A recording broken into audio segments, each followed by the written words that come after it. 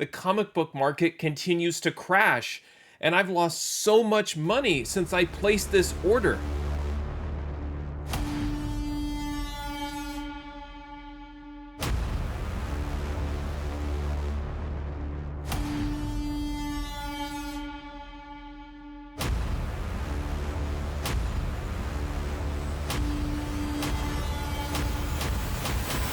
Hey there, today I have an unboxing video, and in this video I'm going to open up an order of comic books that I placed with Mile High Comics more than a year ago, and it's one of those orders that has been in my backlog of orders to unbox and unpack and grade, catalog, data enter, and kind of decide what I'm going to do with these books.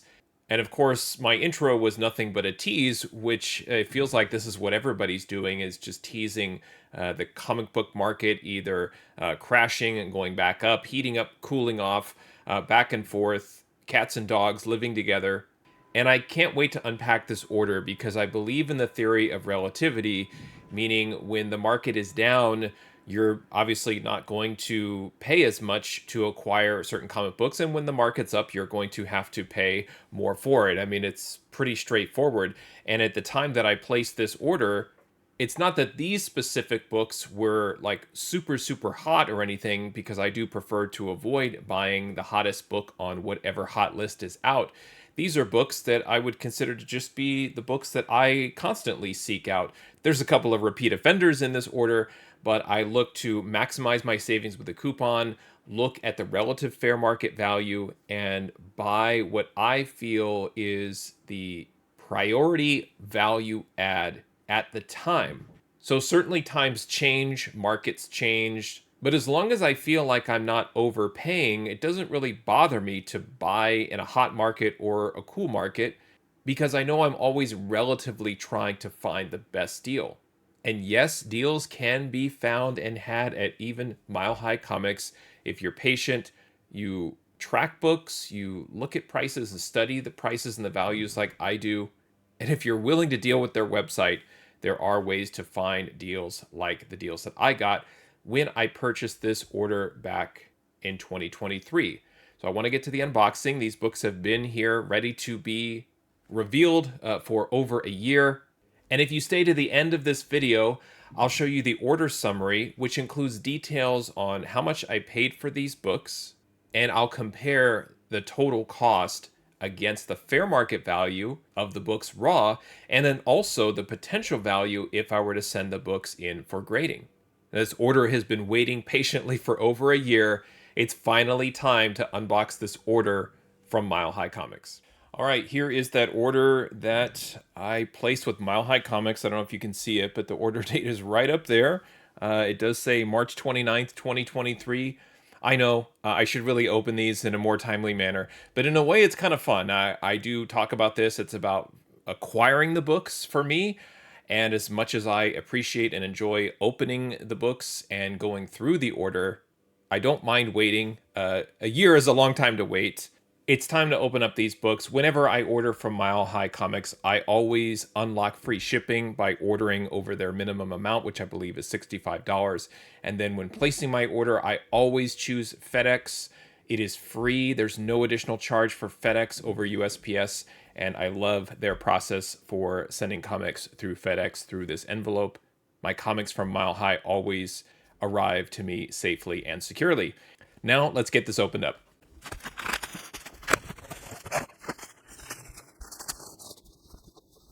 All right, here we go. The first book that I placed in this order, starting off with the gem, Vanguard Illustrated #2.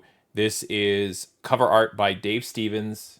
And when I was placing orders with Mile High Comics a year ago, I would just regularly add this book to my cart. I think this is my 7th copy that I've picked up from Mile High Comics.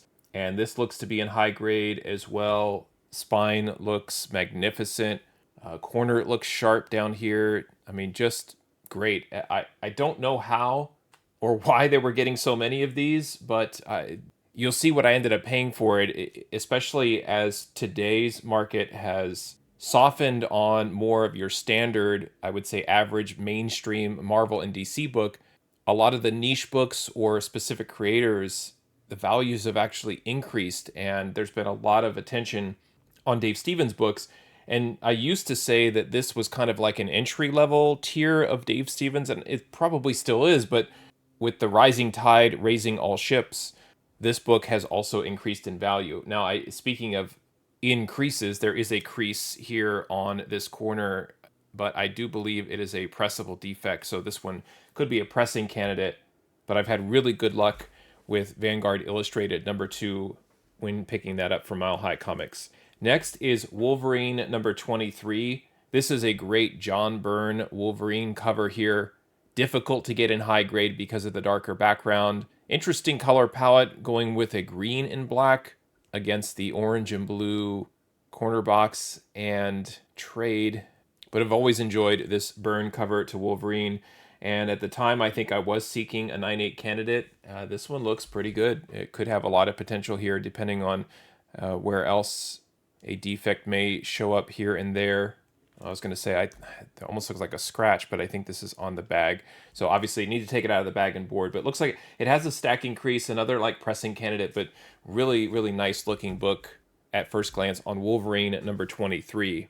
I'm going to grab the next one just because it is another Wolverine book here, cherry picking Wolverine #24. This is cover art by Jim Lee, and this issue features the story of Wolverine in Madripoor, which seems to be kind of a location that the MCU live action shows and films are featuring. We'll have to kind of see if Madripoor becomes some sort of like portal of some kind for mutants. We'll have to kind of see how that plays out. But again, another book that I like to pick up. Also suffering from a stacking crease there. Probably my fault from leaving these books stacked against one another for so long. But those are pressable defects, and I don't mind it so much in terms of like my fear of like trying to unpack these so they don't have a stacking crease, because these books from Mile High Comics were not pressed, and they probably were going to get pressed anyway. Now, it doesn't mean that I like to just have so much wrong with a book where pressing the book becomes overly complicated. It's just that a stacking crease, you can even see right there, that's going to come out pretty nicely anyway. So I'm not so concerned about the books being stacked on top of one another. Those typically, if they're stacked, that they're not breaking color by being stacked against each other. I'm kind of making excuses, obviously, trying to justify me ignoring this order for over a year. And here we are. The next book, Tomb of Dracula #55. This book features the first appearance of Janus, the son of Dracula. Not speculating on that. I just love picking up Tomb of Dracula books from Mile High. It's where I think I've picked up almost all of them in my collection. This one does have a color-breaking spine tick that I can see through the bag right there in Dracula's arm. A little bit of corner crunching down here, and another, again, stacking crease, as you can see next to the spine. Would benefit from a press. I don't know if this would get a 9/8, but I really just thought this cover was very bold, has kind of a psychedelic look and feel to it. You've got the skull in the moon, Dracula front and center pointing at you. You really can't miss this issue of Tomb of Dracula kind of leaping off the page at you. And this is kind of at the tail end of the series too, so again, not speculating on a lower print run situation or anything like that, but I can usually find these at a lot less than you would, those first 10, 20 issues of Tomb, the Blade issues, and so forth. These to me are a really nice deal on Mile High Comics. Next is Uncanny X-Men #168. Again, just kind of going back to my teaser at the beginning of the video of like, oh, the comic book market is crashing and things are going down. This book actually caught some heat and did appear on some lists between the time I bought it a year ago and now, because of the X-Men '97 show, and this being the first appearance of Madeline Pryor, who later becomes the Goblin Queen. So you can kind of hopefully see how all of this ties in together. Also in this, the first mention of Lockheed, who in this Claremont era is very closely tied and associated with Kitty Pryde. Now, this one, unfortunately, not probably the 9/8 candidate. Really tough to see, but there's three very light color breaking ticks here in the spine. And also corner has just a touch of color missing there. And also up here as well. But I think for the price that I paid for this at the time, not too bad. But yeah, this is probably more of the Mile High near mint condition as opposed to, let's say, the Vanguard. Even these couple of Wolverines seem to be a little bit higher. So, like I always say, take the good and the bad in terms of condition, but a great Uncanny X-Men book to add to my collection, as is Uncanny X-Men number 161. I always pick up this one. This is the origin of Magneto. Again, just kind of thinking about X-Men 97, Magneto, and a lot of just his character being in the collective conscience of X-Men 97. Always like to pick this one up. Awesome cover by Dave Cockrum. And it looks to be a really nice issue. Condition-wise, I see one tiny hairline color breaking tick right in here. And then obviously, I think I'm saying this on every issue, stacking crease on that. So that would need a press to smooth that out. Oh man, this one takes me back. This is Iron Man number 200. This was the issue of Iron Man that when I was younger and I was buying Iron Man off of the rack, I had picked up Iron Man issues before, but this was the issue that I started to read where the silver and red Iron Man, that era of Tony Stark, Bob Layton, really was my Iron Man. That was it at the time. And then obviously, as I got into it, I started to understand more of the backstory, Demon in a Bottle, and kind of working my way backwards and forwards in the Iron Man lore. But this specific issue was probably in my like top 20 issues that I would take with me everywhere to read and consume, just digest over and over and over and study. And of course, my original copy is not in the best shape, so I wanted to get a replacement copy. This one looks pretty good, does have just a number of other defects. There's a finger bend down here, and then a little bit of some staple pushing here into the spine, and just some light color breaking ticks right in here. But issue that's in much better shape than my original copy, but I had been considering picking up some replacement copies for these Iron Man issues that I loved, as they're very affordable. And I loved in the Iron Man movie from 2008, where Obadiah Stane, the Ironmonger, was part of the main story of that film, which took me back to this issue, took me back to my childhood, and loved it. So it's so cool to see this book and hold it once again. Iron Man number 200. And then the last book is Amazing Spider-Man 256. Always in the market for Amazing Spider-Man from Mile High Comics, is picking up these books in high grade. I know a lot of these you could see on places like Hip Comic, eBay, and they're just kind of popping up, and they're very easy to find. They're just not rare by any means, but I do like to take a chance at a copy from Mile High Comics, and this is why. Really sharp corner here. Spine looks completely intact. I don't see any ticks whatsoever. And bottom corner sharp. All four corners looking really, really nice. So this would be something where you'd see it on an auction and go, it'd be listed as a VF, and you're absolutely sure it's at least a 9.4. The only thing that I can see is when I was flipping the book around, trying to see where it went, but it did look to me like there was some light kind of manufacturing of ink stains, or just not color rub, but I've mentioned this before, like to me that's just a eyesore.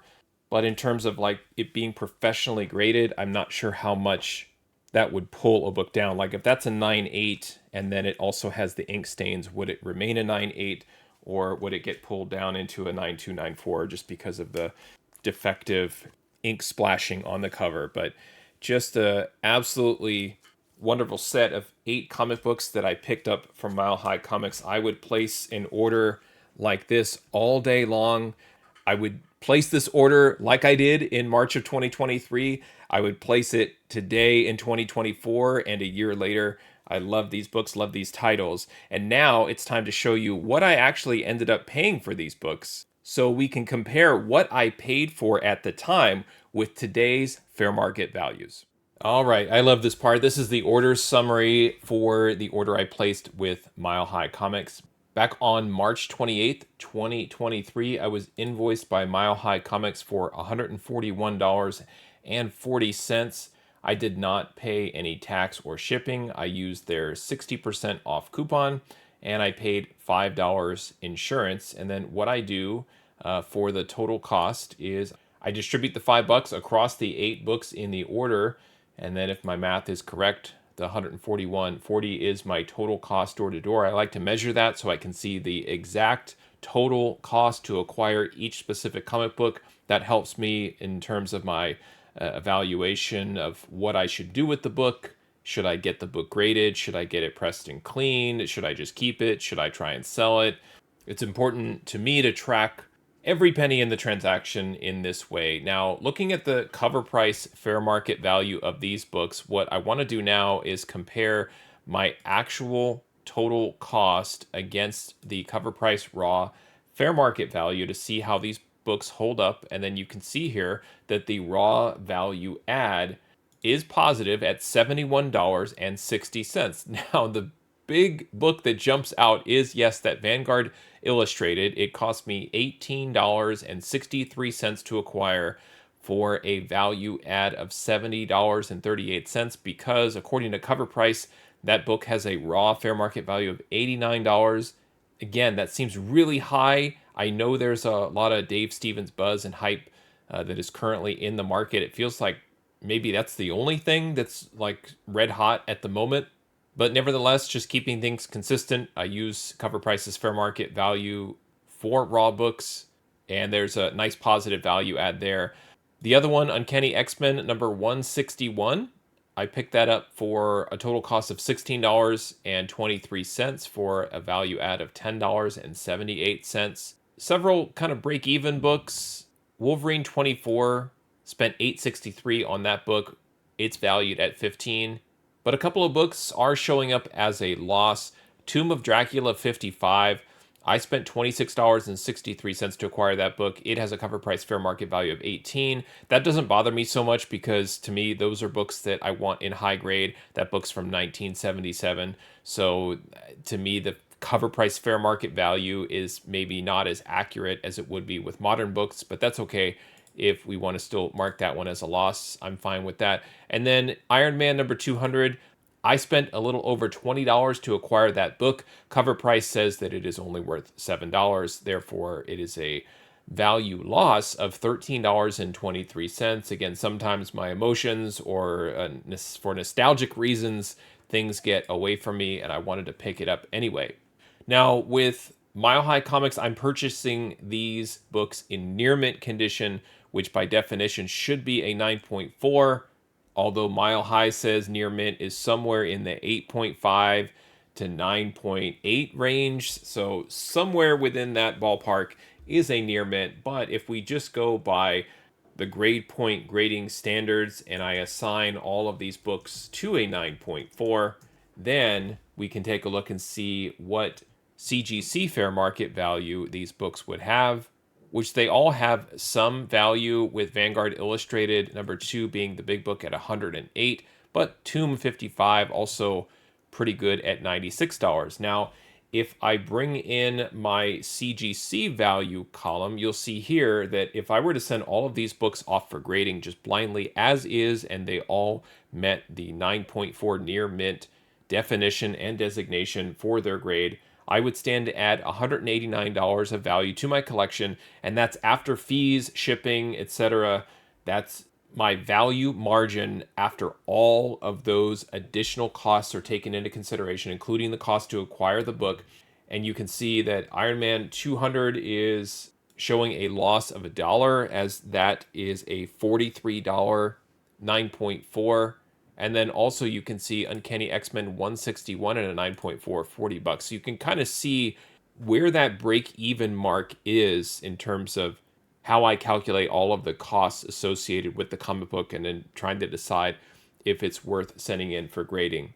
You can also see the raw values adjust a little bit too. What I do is, if there is not a specific grade assigned to the book, then I take the highest value provided by Cover Price, And sometimes I don't understand this, but a book in a lesser grade is more valuable than a higher grade. And that's where I just feel like, well, I think that people would pay more for a higher grade copy. So that's why I take the maximum value of the two. But if I do have a specific grade, then I will go ahead and use that. So you could see in a 9.4 Vanguard Illustrated number two, dips to a $62 value, but it was $89 for some other value. But it was $89 for some other grade other than near mint. Confusing, I understand, but that's why those numbers also adjusted. But for that book, a nice $65 value add in a 9.4. Wolverine 23, that great John Byrne cover of Wolverine, a $15 value add if I were to get that book graded and got it back in a 9.4. And positive contributions from Tomb of Dracula 55, Spider-Man 256, the first appearance of Puma, not bad, $64 in a CGC 9.4. Now, what's fun for me is I like to see the ceiling. I'm always looking at the potential for books. As I mentioned during the unboxing, comic books that I receive from Mile High Comics typically need a clean and press, or at least a press. Very rarely do I get a 9.8 candidate out of the gate. I will with modern books, but with these books basically being in the newsprint era, these will all most likely benefit from some sort of at least basic press, if not a deeper clean and press. So looking at the potential high-end value for these books, that's also part of my formula for deciding whether I should even buy these books. So let's just have some fun and flip all of these books to a 9.8 so you can see what the maximum value is for this order. And if all of these books got a 9.8, which I don't think they would, but some might, but if all of them did, this order has a high value of $978. And that's tremendous for an 8-book order where I could potentially take the value 8 to 10x. So that's really not bad. I love that. Vanguard Illustrated, again, just kind of bonkers values for these. $314 for that book in a 9.8.